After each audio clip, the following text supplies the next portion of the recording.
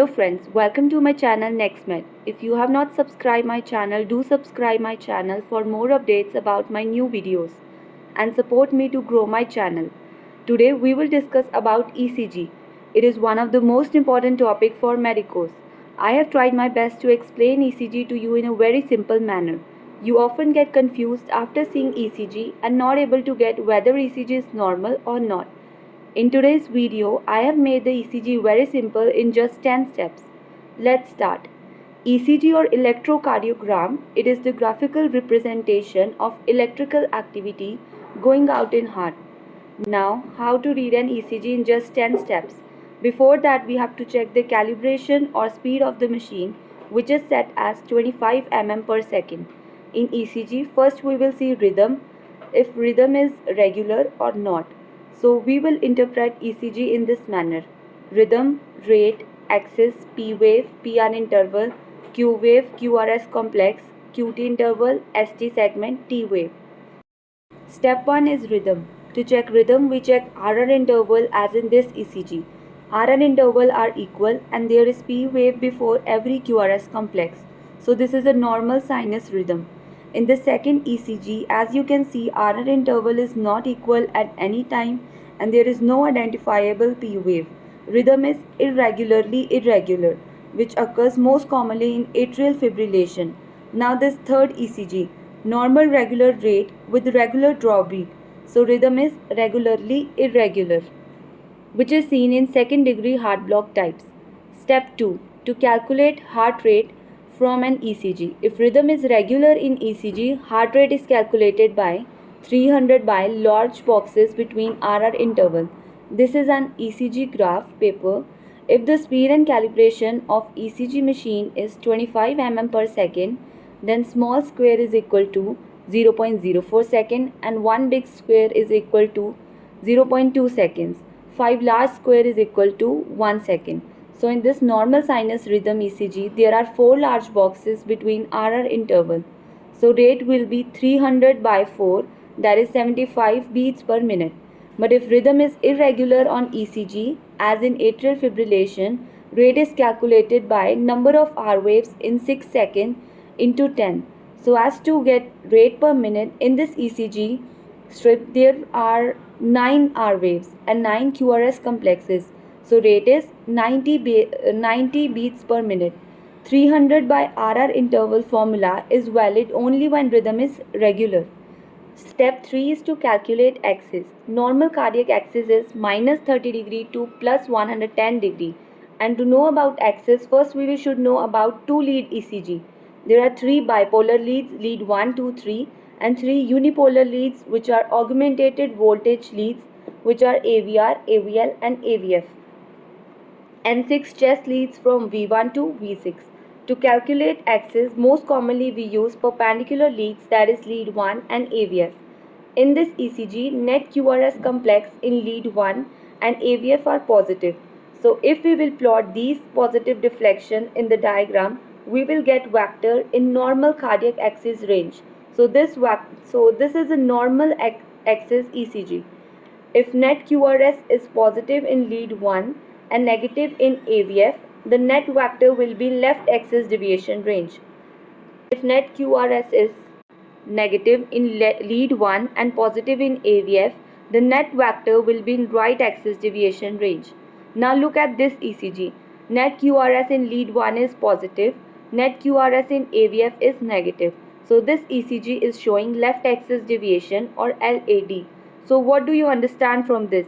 In LAD, net deflection, you can learn it by the mnemonic left leaves. Lead 1 is in positive, AVF is in negative. Both are in opposite direction, both are leaving. Whereas in this ECG, net deflection in lead 1 is negative and positive deflection in AVF. So there is right axis deviation. Right returns. Both are returning towards each other. You can learn it by this mnemonic, right returns. Step 4 is P wave. See whether P wave is present or not. If present, see morphology.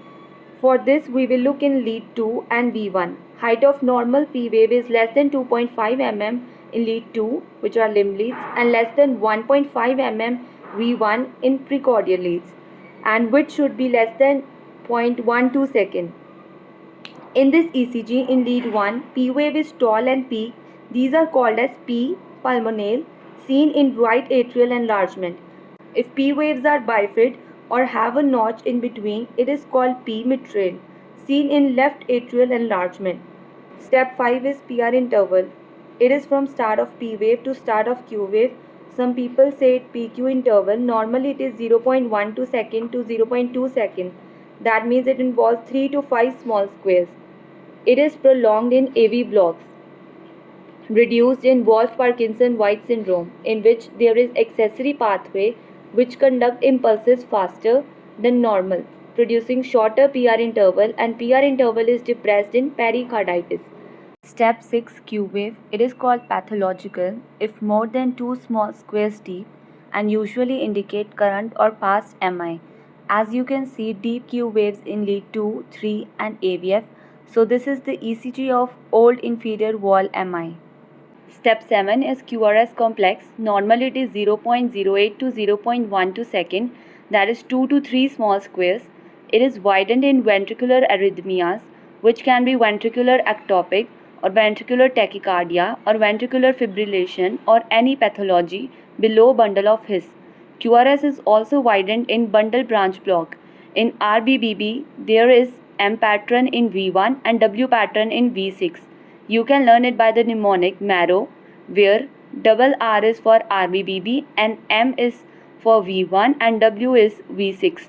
Similarly, you can remember ECG of LBBB by mnemonic William, double L for LBBB, W pattern in V1 and M pattern in V6. Step 8 is QT interval. It is from starting of Q wave and ending of T wave. QT wave is prolonged. It is associated with increased risk of ventricular arrhythmia, especially torsade de pointes.